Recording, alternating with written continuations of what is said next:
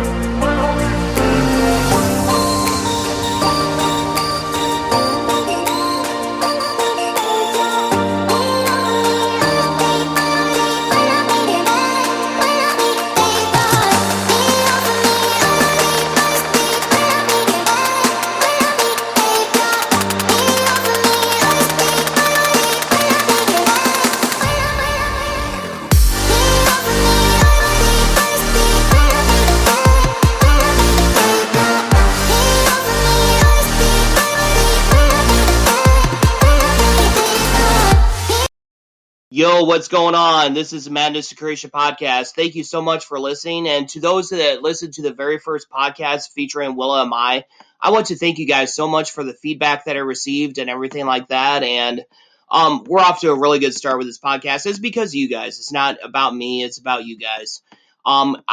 This podcast is a little bit different in the sense that this is where mental health and music merge into one, and I promise you the podcast will be more about the mental health of things, and naturally we'll cover their music as well. And if you go to Madness Creation right now, you'll get to see an interview with Arnel Pineda of legendary band Journey. He has released this Christmas a Beacon of Hope single, and if you download the single, and proceeds will go to his foundation, which helps underprivileged children in the Philippines. And I would really appreciate it if you would just download that single, whether it's on Spotify or through SongWhip, and just check out the single. And it's a beautiful Christmas song and stuff like that. And more importantly, you're helping a worthy cause with that. And through his foundation, he has donated approximately 35 scholarships to underprivileged children in the Philippines. So Arnel, kudos to you for that. And I was going to say, the next guest that we have on here is with Ariel Bloomer of the band Icon for Hire. Icon for Hire has such an incredible story to tell. And if you go to Madness to Creation, you'll get to see Ariel Bloomer's TED Talk, which I think it is just kind of a bucket list thing for me to interview somebody that was a featured guest on a TED Talk. I would also like to talk to other people from TED Talk just to talk about mental health awareness and stuff like that. And she just has a beautiful story through Icon for Hire. Icon for Hire has been through so much in terms of pretty much any nightmare they can think of in the music industry. They've been through that, and yet they have persevered through the Icon Army and just continued to make incredible music. December 11th, they released their music video for Last One Standing. And the song kind of talks about self-love. It's a message of positivity and personal empowerment. And in this podcast, you get to hear a lot about those themes in there. And you also get to hear about how she got through and talked to people that are normally not in her audience in the TED Talk. And she also really opens up about her depressive tendencies and her anxiety issues. It was a really personal conversation, and unfortunately, there were a few parts got cut out. So you're gonna just hear little bits of editing and stuff like that in there. And you know what? That's okay. The important thing is that you get encouraged through this podcast. That's what this podcast is all about. It's about getting encouraged, and it's about just being encouraged. And Icon for Hire in February, they will be releasing their latest album entitled Amorphous, and also has the singles entitled Seeds and Curse or Cure. And on February 19th, I really want you to check out their virtual live stream performance. I know I will be. And upcoming in this podcast, you will get to hear interviews from Aviations. We just got to get that one rescheduled. Hyro the Hero, and a band called Raw. And please follow us at managedtocreation.com. Also like us on Facebook and Instagram at Managed to Creation. Also subscribe to our YouTube channel at Managed to Creation. And also follow us on Twitter at MTC Madness. And without further delay, here's our interview with Ariel Bloomer of Icon for Hire. It was like the most liberating thing about that TED Talk that you did. Was it just getting things off your chest, or was it just being so open about your depressive tendencies? What was it? It was really nice for me to talk to a different audience. I usually talk to a bunch of, teenagers, a bunch of kids in the emo community who I love. Those are my people. But this time I was talking to a bunch of dressed up business professionals, in their 40s. And to see that they were resonating with the same message and idea, that really was cool to me. It made me feel like my life story made sense, that I wasn't my own weird kind of crazy, but that we're all kind of in this community together. And I wouldn't have thought that. I was kind of worried if this message would translate or not, but it seemed to do that. So that was cool. Yeah, absolutely. So, so you were worried about how the messages translate through. Did it kind of reinforce in you that we all go through the same struggles and stuff like that, no matter what our socioeconomic status is and all that? Exactly. Yep. Yeah, and I was gonna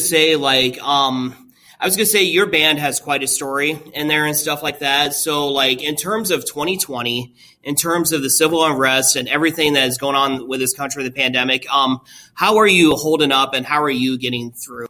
What keeps you going, so to speak? I don't know. It's different every day. Sometimes I'm going, sometimes I'm not going.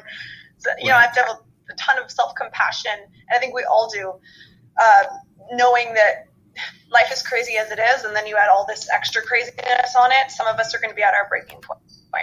And okay. And yeah, the beautiful thing is we reach our breaking point, we go past it, we just somehow keep surviving, keep living. And I think that can be a really beautiful lesson in all this, that it is possible that we can go past our limitations and hopefully we can take care of ourselves. I'm really practicing self-compassion during this time. If I need to order in food because I just can't make dinner, or if I need to watch more shows than usual, or if I need to spend more time zoning out, I try not to, but I try to allow that for myself. So I don't know. I have a lot of thoughts about this time. There's some good things too. There's some things that I like that I want to keep even on the other side. Okay, so what are some of the things that you like that you've whether it's self-improvement or something like that? I really like that I'm detached from normal world, and so unless I choose to engage with society through social media, through checking the news, I can in theory just live in my own little bubble in my house, which generally isn't healthy probably, but it allows me to kind of question and examine certain beliefs and ways of living and see if it's really something I want to keep doing. Are my values the way I want them to be? Is the way I'm spending my life energy, my time, something that still resonates with me, or do I want to reevaluate that? Now's a great time to reevaluate that because there's no social pressure. I'm not going to a restaurant and seeing how everyone else is dressing or living or thinking or behaving. I'm not connecting with my normal friend group. So I can, in a way, get a little bit of a fresh start internally and put my own ideas onto that of how I want to show up in the world. You don't really realize that you're being programmed by things around you, but we do reference our surroundings without even realizing it. So this is a good break from that. Yeah, I was going to say, I agree with you 100%. I've really noticed, especially since George Floyd, which I actually was involved in the protest. I didn't do any of the writing, obviously, but just being up in Minneapolis, being at where he was murdered by the police and stuff. It's really caused me to kind of check my privilege and to self-reflect. In terms of that, has that kind of influenced your songwriting? I know you have 2 songs out right now, obviously that are going to be released next year, on a full album, I should say. Has that kind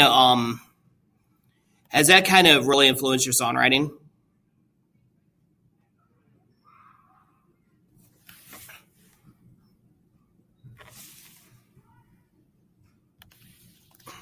Hey, are you back? I am. Yeah. Okay. I live in Iowa, and basically Iowa just got HBO, so we're kind of getting used to this idea called electricity and the internet. So.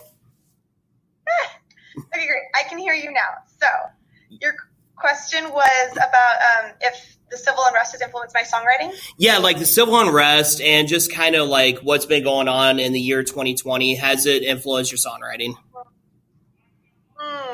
Well, I haven't written too much yet. Most of the things I wrote were beginning of the year, so before a lot of the amazing social justice changes happening in the summer and a lot of the tragedies as well. And I do think I write from a more personal place, which maybe is selfish and maybe I need to re-examine that, so it's a good reminder to be mindful of how social issues affect my creative process. But mostly I tend to stick to the four walls of my own head. And generally I write about my own instabilities, mental struggles, because that is such an overwhelming part of my life that I don't know how to see past that. I don't write about relationships. I don't write about going out partying. I don't write much about current events because I can't get past my own brain, really. I was gonna say I could definitely emphasize that. I'm somebody that I suffer from an anxiety disorder and stuff like that. Like, it's really hard for me to be in like large gatherings, like for example, like weddings or funerals. Funerals are hard for anybody, but like in terms of like just where you have to feel like you have to act a certain way, and so what are some things like that help you get through the four walls in your head, as you said?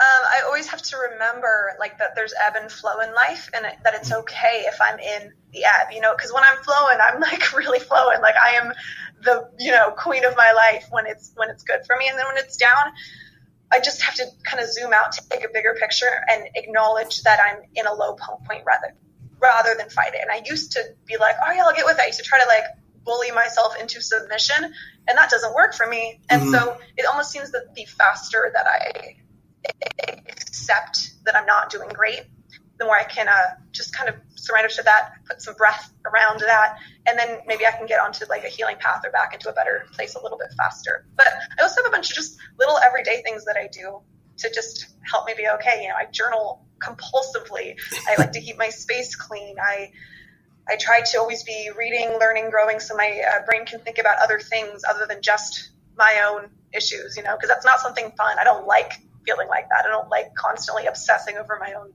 brain issues, Yeah, I was gonna say, like, in your singles, kind of speaking of that, your singles, "Seeds" and "Curse or Cure," it kind of talks about, it really touches on that, like how I feel like in this country, especially, mental health issues is a stigma in this country, and your songs really drive that point home. And if you want to talk about those two singles, that'd be awesome. And just tell me tell me how the creative process in your writing, what that looks like and stuff like that. Like, what's the most challenging and rewarding thing in terms of working in the studio? Oh, I love making music. I'm so glad I found it. Like, I'm so glad that I get to do this because it really helps me in my everyday life, that self-expression piece. And then getting to share it, publicly and have it oftentimes be validated by other people makes me feel less crazy. And so that's really nice too. But my creative process, it's a little different depending on different times. Sometimes if we're in album creation mode and I'm focusing on that, and we are in the studio a lot, like you said, then it just kind of comes to me when I need it to be there. Like when I need an idea to surface, it generally does, as long as I make space for it. But then there's a lot of times where I'm not trying to make anything. There's no end goal, but I just kind of need to go through that process of expressing myself. I need to sit at my piano, see what comes up, write it down. And that's like my favorite. I love doing that. It gives me so much life to get to do that. So there's a few different ways. Yeah, absolutely. And I was going to say, like, you have an album coming out in 2021, and hopefully we will get to tour. I mean, you'll get to tour. I mean, people wouldn't want to see me in concert. I can't carry a tune in a bucket, but hopefully you'll get a tour and stuff. In case you haven't, what adjustments do you have to make, like, in terms of promoting and all that?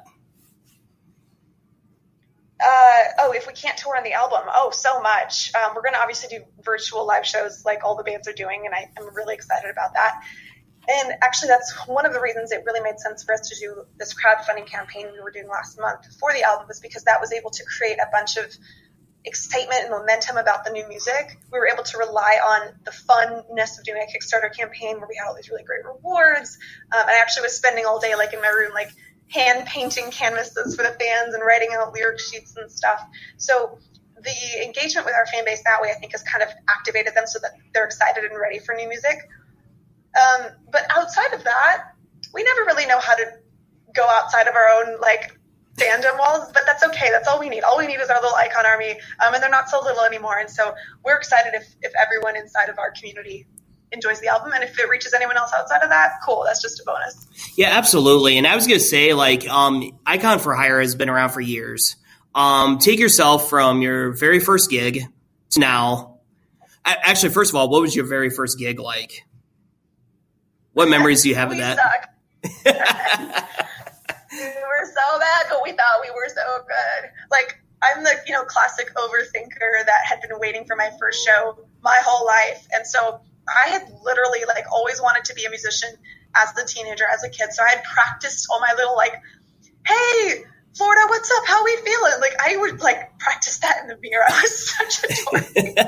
I sewed my own outfit for the first show. I was ready to go. We had practiced our coordinated headbangs. I'd made a bunch of merchandise, like hand sewed the merch to sell.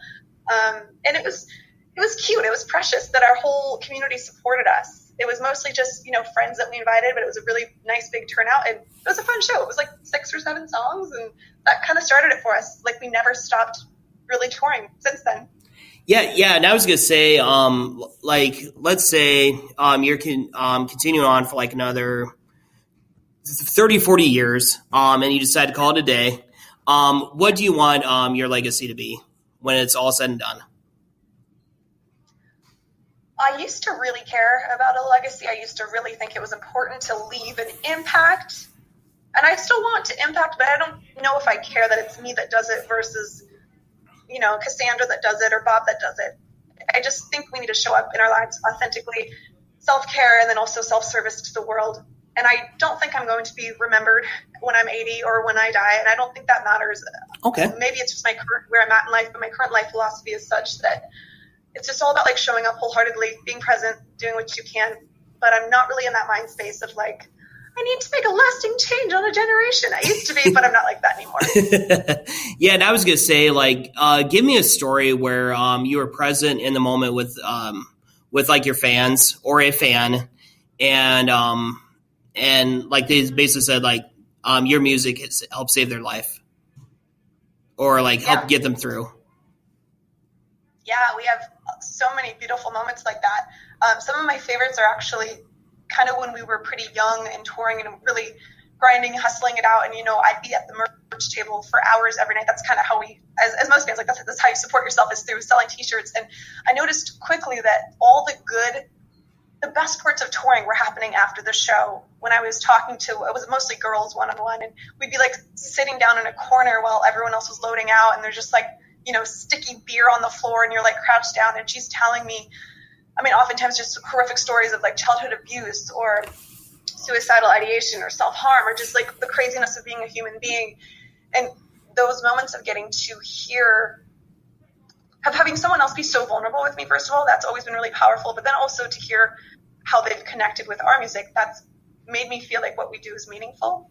And so I just kind of take those little moments and those stories and I just like tuck them away inside myself. And they make me feel like what I spend my life on is a worthwhile endeavor, And so it's really meaningful. There was a lot of that on Warped Tour as well, where we just got to hang out with a bunch of kids who would just share and open up. And that's meaningful. I don't take that for granted.